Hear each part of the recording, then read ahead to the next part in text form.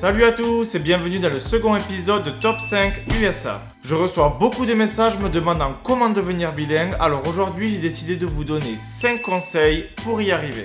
France and the United States of America. Avant de se lancer dans l'apprentissage d'une langue, il faut d'abord se poser une question.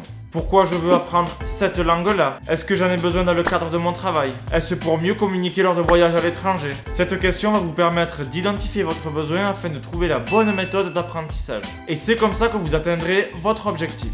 Cela nous amène directement au conseil numéro 1, choisir une méthode d'apprentissage. Et oui, avant de devenir bilingue, il va falloir commencer par apprendre les bases, c'est-à-dire la grammaire, la conjugaison et le vocabulaire. Selon votre objectif, les méthodes d'apprentissage seront différentes. Par exemple, certains auront besoin de l'anglais technique ou professionnel, d'autres d'un anglais plutôt orienté vente ou commercial, et pour les autres ce qu'on appelle simplement l'anglais de conversation. Peu importe votre objectif, il existe des cours en ligne ou avec un professeur, des livres, des vidéos et même des podcasts qui vous permettront d'apprendre les bases d'une langue. Et si c'est pas encore fait, je vous invite à jeter un petit coup d'œil à mes vidéos La Minute Anglaise qui explique les expressions les plus populaires aux États-Unis. Conseil numéro 2, pratiquez quotidiennement. Et oui, peu importe la méthode d'apprentissage, il va falloir pratiquer la nouvelle langue quotidiennement. Pratiquer quotidiennement, qu'est-ce que ça veut dire? C'est-à-dire en écrivant un email, en parlant tout seul, en écoutant la musique ou la radio, en regardant les infos, des films ou des séries, vous allez petit à petit vous entourer et vous immerger dans la culture associée à la langue que vous apprenez.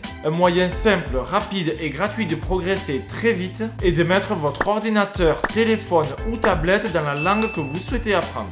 Vous ne serez pas perdu car vous connaissez déjà les menus par automatisme et si vous avez un doute, vous avez souvent un petit icône pour vous repérer. Cela va vous permettre d'assimiler rapidement tout le vocabulaire associé. Vous pouvez aussi mettre des films ou des séries en anglais avec les sous-titres en français pour commencer, puis petit à petit les remplacer par les sous-titres en anglais. Netflix propose des sous-titres pour la grande majorité de leurs films et séries, c'est une très bonne option. Vous pouvez également écouter des chansons dans une langue étrangère tout en lisant les paroles. Avoir un partenaire d'apprentissage est aussi une très bonne technique. Par exemple, avoir un correspondant anglophone avec qui vous communiquerez sur Skype. Ou bien vous pouvez avoir un proche qui a le même objectif que vous et pratiquer avec lui. Ça vous motivera à tous les deux. Si l'un d'entre vous réalise que l'autre est meilleur, il sera un peu jaloux et va essayer de le rattraper, voire le dépasser, et vice versa.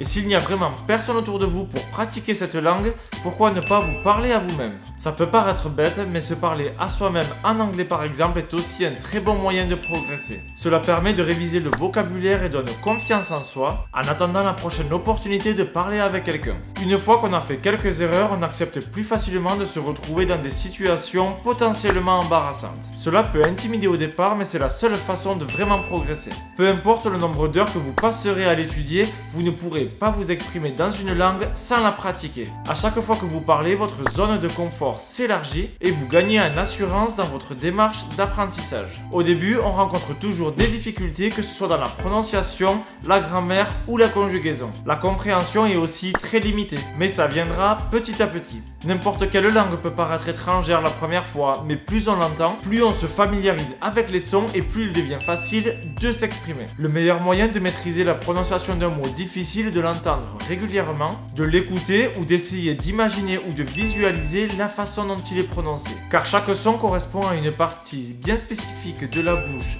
et de la gorge à laquelle nous faisons appel pour le prononcer. Ce n'est vraiment qu'une question d'entraînement et de volonté. Rappelez-vous que la meilleure chose qui puisse vous arriver lorsque vous vous exprimez dans une langue étrangère, c'est que l'on vous réponde dans cette langue. Être capable de tenir une conversation, même basique, est une récompense incroyable. Atteindre un tel objectif dans un court délai permet de rester motivé et de continuer à progresser. Conseil numéro 3, partir à l'étranger. Et oui, que ce soit pour voyager, étudier ou travailler, partir à l'étranger et vous retrouver entouré d'anglais va vous faire progresser très rapidement. Pourquoi devriez-vous partir? À part le fait de rencontrer de nouvelles personnes et de pratiquer la langue, l'immersion permet de penser en anglais. À partir du moment où vous vous levez le matin et que vous vous dites « je vais prendre ma douche », si dans votre tête vous pensez « I'm going to take a shower », c'est gagné. Si vous êtes au sport par exemple, n'hésitez pas à compter vos répétitions en anglais. Vous verrez que ça deviendra vite une habitude. Le cerveau peut s'habituer très vite à penser et même à rêver en anglais. Si vous êtes au lycée, sachez que dès la seconde, il est possible de partir le temps d'une année scolaire à l'étranger. Vous serez intégré à un lycée et vous aurez des cours d'anglais. Vous serez hébergé dans une famille d'accueil, ce qui vous permettra de connaître le mode de vie du pays dans lequel vous êtes. Si vous êtes à l'université, vous avez sûrement entendu parler des échanges Erasmus. Vous pourrez alors partir le temps d'un semestre à l'étranger. Vous serez hébergé dans des résidences universitaires et vous aurez des cours d'anglais à l'université. Si vous n'avez pas pu partir dans le cadre de vos études, rien ne vous empêche de prendre une année sabbatique et de partir vivre à l'étranger. Dans une entreprise privée, il est possible de suspendre son contrat de travail et profiter d'un congé sabbatique inférieur à 1 an à 2 conditions. Avoir au moins 3 ans d'ancienneté dans l'entreprise et plus de 6 années d'activité professionnelle. Pour les fonctionnaires, vous pouvez bénéficier d'une mise en disponibilité. Elle est d'une durée de 3 ans et renouvelable à condition d'avoir au moins 10 ans d'ancienneté dans le secteur public. Beaucoup de personnes partent à l'étranger pour faire des petits boulots. Au niveau du choix du métier, il vaut mieux ne pas être trop exigeant, mais privilégier un métier avec du contact humain afin de pratiquer la langue. Vous pouvez postuler à des jobs d'étudiants comme serveur, agent d'accueil ou vendeur en magasin par exemple. Il peut arriver qu'on ne puisse pas partir à l'étranger pour des raisons financières, professionnelles ou familiales. Les vacances sont alors l'occasion idéale de pratiquer votre nouvelle langue. Londres est par exemple très proche de la France et c'est le top si vous aimez le shopping. Il y a aussi beaucoup de circuits organisés en Angleterre, Irlande ou Écosse. Privilégiez les visites culturelles avec un guide anglais, vous pratiquerez la langue au maximum. Pour les petits budgets, on ne pense pas assez aux destinations très proches de la France, comme par exemple les îles Jersey ou Guernsey. Elles sont uniquement à 65 km des côtes bretonnes et il faut un peu moins d'1h30 de bateau pour y arriver. Conseil numéro 4. Prendre des notes. Ça, c'est peut-être la partie la plus chiante dans l'apprentissage d'une nouvelle langue, mais c'est vraiment très important. Boring. Lorsque vous apprenez un nouveau mot ou une nouvelle expression, notez-les quelque part dans un cahier ou sur votre téléphone. Si vous regardez une série, vous allez régulièrement tomber sur les mêmes mots ou expressions. Vous allez un petit peu galérer au début, mais vous allez voir qu'au fur et à mesure des épisodes, les mêmes mots et expressions reviennent régulièrement. Par contre, si vous regardez un film, il se peut que vous tombiez sur un nouveau mot et que vous ne l'entendiez plus pendant un bon moment. Et dans ce cas-là, il y a de fortes chances pour que vous oubliez ce mot. Mais si vous avez pris des notes régulièrement, vous pouvez une fois ou deux par semaine vous faire un petit quiz afin de pratiquer le vocabulaire et le garder en mémoire. Je sais, c'est chiant de mettre pause toutes les 2 minutes pour traduire un mot et le noter quelque part, surtout quand on est plusieurs à regarder un film, mais si vous voulez devenir bilingue, il va quand même falloir se bouger un petit peu. Rappelez-vous, plus on pratique, plus on progresse. Il n'y a vraiment aucune honte à garder les sous-titres en français ou en anglais aussi longtemps que vous le voulez. En ce qui me concerne, j'ai toujours les sous-titres en anglais et j'apprends des nouveaux mots ou expressions régulièrement, même après 3 ans d'expatriation aux États-Unis. Conseil numéro 5, se mettre dans la peau d'un enfant.